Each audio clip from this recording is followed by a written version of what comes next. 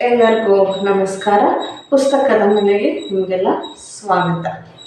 ಗಣಿತ ಅನ್ನುವಂಥದ್ದು ಮನುಷ್ಯನ ಜೀವನದ ಒಂದು ಅವಿಭಾಜ್ಯ ಅಂಗ. ಗಣಿತವನ್ನು ನಾವು ನಮ್ಮ ಸರ್ವೇ ಸಾಮಾನ್ಯವಾದಂತಹ ದಿನಗಳಲ್ಲಿ ಉಪಯೋಗ ಮಾಡ್ತಾನೆ ಇರ್ತೇವೆ.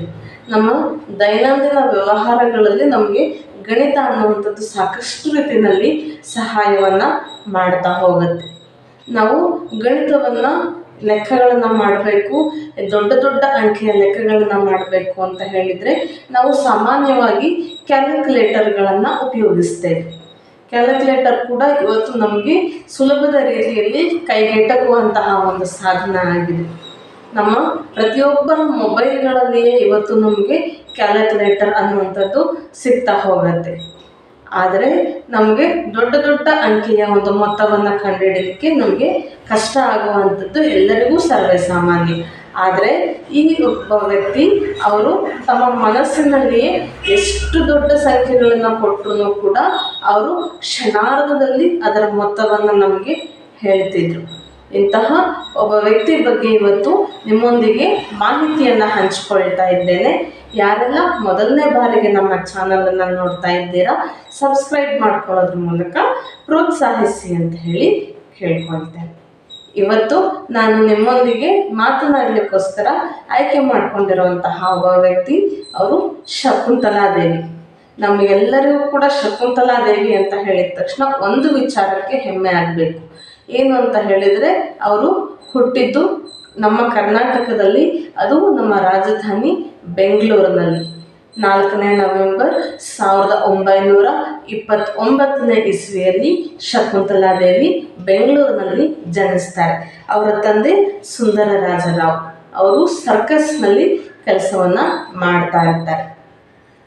ಈ ಶಕುಂತಲಾದೇವಿ ಅವರು ಸುಮಾರು 3 ವರ್ಷದ ಸಣ್ಣ ಹುಡುಗಿ ಇದ್ದಂತಹ ಸಂದರ್ಭದಲ್ಲಿ ಅವರಿಗೆ ಈ ಗಣಿತದಲ್ಲಿ ಅಗಾಧವಾದಂತಹ ಒಂದು ಪ್ರಾವೀಣ್ಯತೆ ಇದೆ, ಅದು ಮುಂದೆ ಇನ್ನೂ ದೊಡ್ಡ ಮಟ್ಟಕ್ಕೆ ಹೋಗುತ್ತೆ ಅನ್ನುವಂಥದ್ದನ್ನ ಅವರ ಪೋಷಕರು ಕಂಡುಹಿಡಿತಾರೆ. ಸಾಕಷ್ಟು ಕಡೆಗಳಲ್ಲಿ ಮಗಳಿಂದ ಈ ಗಣಿತಕ್ಕೆ ಸಂಬಂಧಪಟ್ಟಂತೆ ಅಂದರೆ ಗಣಿತದ ಲೆಕ್ಕಗಳನ್ನು ಕಡಿಮೆ ಅವಧಿಯಲ್ಲಿ ಮಗಳು ಬಿಡಿಸ್ತಾಳೆ ಅನ್ನುವಂಥದ್ದನ್ನ ತಿಳ್ಕೊಂಡಂತಹ ಪೋಷಕರು ಸಾಕಷ್ಟು ಕಡೆಗಳಲ್ಲಿ ಮಗಳಿಂದ ಕಾರ್ಯಕ್ರಮಗಳನ್ನು ಕೂಡ ಕೊಡಿಸ್ತಾರೆ.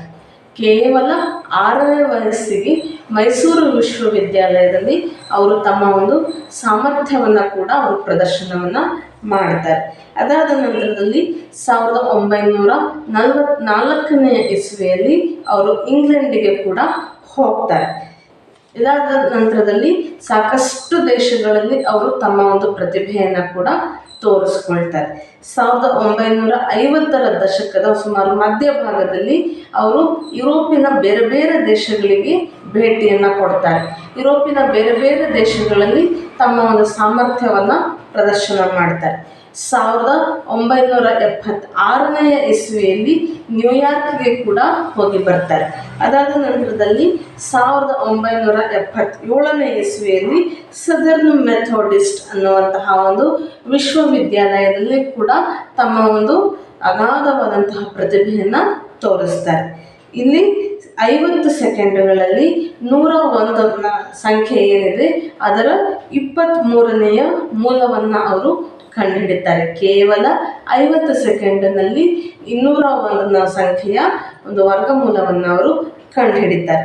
ಅದಾದ ನಂತರದಲ್ಲಿ ಜೂನ್ 18, 1980ನೇ ಇಸ್ವಿಯಲ್ಲಿ ಕೇವಲ 28 ಸೆಕೆಂಡುಗಳಲ್ಲಿ 13 ಸಂಖ್ಯೆಯ ಒಂದು ಗುಣಾಕಾರದ ಲೆಕ್ಕವನ್ನು ಮಾಡ್ತಾರೆ. ಅಂದರೆ 13 ಸಂಖ್ಯೆಗಳಿಂದ 13 ಸಂಖ್ಯೆಗಳನ್ನು ಗುಣಾಕಾರ ಮಾಡಬೇಕು. ಇದನ್ನು ಅವರು ಕೇವಲ 28 ಸೆಕೆಂಡುಗಳಲ್ಲಿ ಮಾಡಿ ಅದಕ್ಕೆ ಸರಿಯಾದ ಉತ್ತರವನ್ನು ನೀಡ್ತಾರೆ. ಇಷ್ಟೆಲ್ಲ ಅಗಾಧವಾದಂತಹ ಮಾನಸಿಕ ಶಕ್ತಿಯನ್ನು ಹೊಂದಿದ್ದಂತಹ ಶಕುಂತಲಾದೇವಿ ಅವರ ವೈಯಕ್ತಿಕ ಜೀವನವನ್ನು ನಾವು ನೋಡ್ತಾ ಹೋಗೋದಾದರೆ 1960ರ ಮಧ್ಯಭಾಗದಲ್ಲಿ ಅವರು ಭಾರತಕ್ಕೆ ವಾಪಸ್ ಬರ್ತಾರೆ. ಬಂದ ನಂತರದಲ್ಲಿ ಪರಿತೋಷ್ ಬ್ಯಾನರ್ಜಿ ಅನ್ನುವಂತಹ ವ್ಯಕ್ತಿಯನ್ನು ಮದುವೆ ಮಾಡಿಕೊಳ್ತಾರೆ. ಆ ಪರಿತೋಷ್ ಬ್ಯಾನರ್ಜಿ ಅವರು ಸಲಿಂಗಕಾಮಿಯಾಗಿದ್ದ ಒಂದು ಕಾರಣಕ್ಕೋಸ್ಕರ 1979ನೇ ಇಸ್ವಿಯಲ್ಲಿ ಅವರಿಂದ ವಿಚ್ಛೇದನವನ್ನು ಕೂಡ ಪಡ್ಕೊಳ್ತಾರೆ. ಅನುಪಮಾ ಬ್ಯಾನರ್ಜಿ ಇವರ ಮಗಳು.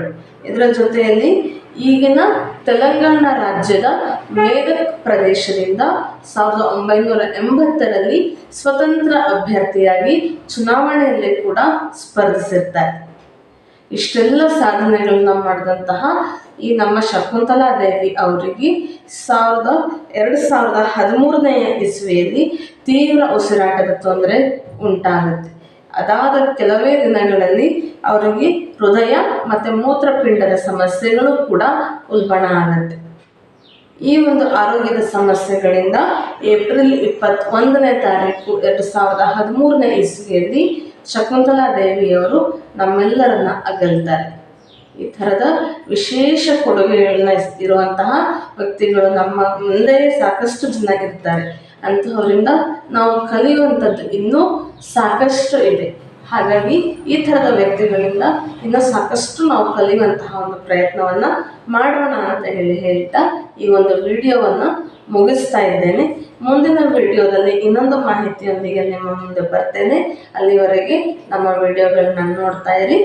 ನಮಸ್ಕಾರ.